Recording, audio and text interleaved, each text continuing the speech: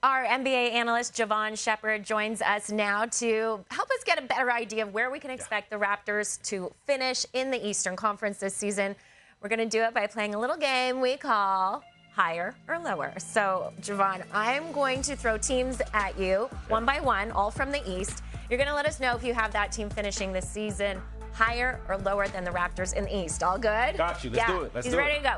Okay, we're going to start with the reigning Eastern Conference Finals champions. Jevohn, will the Pacers finish higher or lower than the Raptors? They still have that Finals Game 7 taste in their mouth, so I'm going to go, despite Halliburton's injury, I'm going to go higher.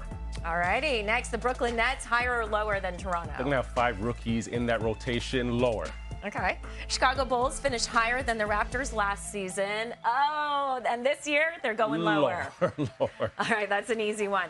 How about Giannis and the Bucks? Higher. I think they're going to go higher. Yep. Okay. And then we've got a new look Atlanta Hawks, higher or lower than the Raptors? If Atlanta can pick up and continue to play the defense that they played last season in conjunction with their offense and Trae Young, I'm going to put them slightly higher than the Raptors. Just a little titch. Just a tad. How about the worst team in the East last year, the Washington Wizards? They're going to be playing for lottery ball, so they're going lower. Okay. And what about the team with the best record in the East last year, the Cavs? Higher. All righty. Detroit Pistons, higher or lower than the Raptors? That one's going to be a tough one, but I think they're going to have some momentum off of last season. I'm going to position them higher than the Raptors. Okay, let's go division rivals, the New York Knicks. They should be a contender coming out of the East, so I'm going to go higher. All right, Jevohn, let's stay in the division. The Boston Celtics, without Jason Tatum for most, if not all, of the season. Where are you putting them?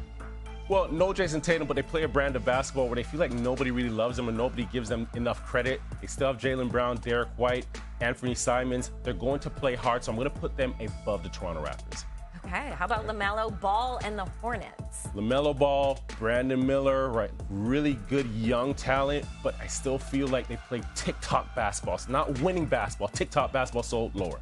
How about Miami Heat? They're always feisty. Are they going to be higher or lower? Always feisty, but they got to be able to score the basketball. And Tyler Hero's going to be out for a little bit at the early part of the season, so I'm going to put them slightly lower than the Raptors. And I feel like you got a shade of your Orlando Blue on, so I know exactly where we're going, to Orlando Magic. They were second best defense last season, and they've added Desmond Bane, so I'm going to put them slightly above the Toronto Raptors, slightly higher. Okay, last one for you, Jevohn. You've done great here. Nick Nurse and the Sixers.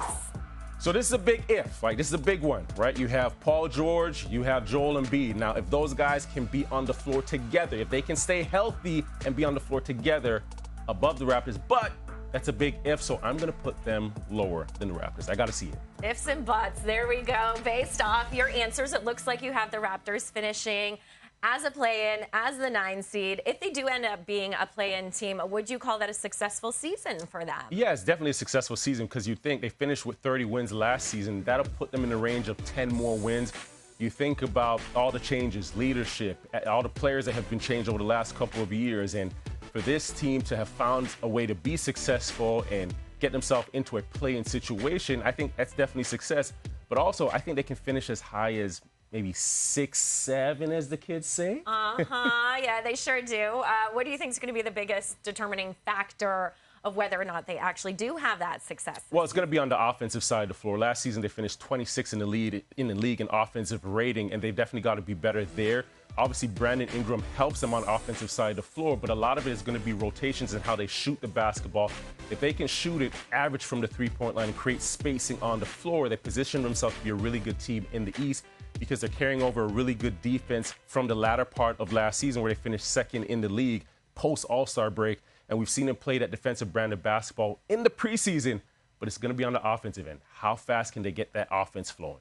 I like your flow. You were the perfect partner for this Raptors special edition of Higher or Lower.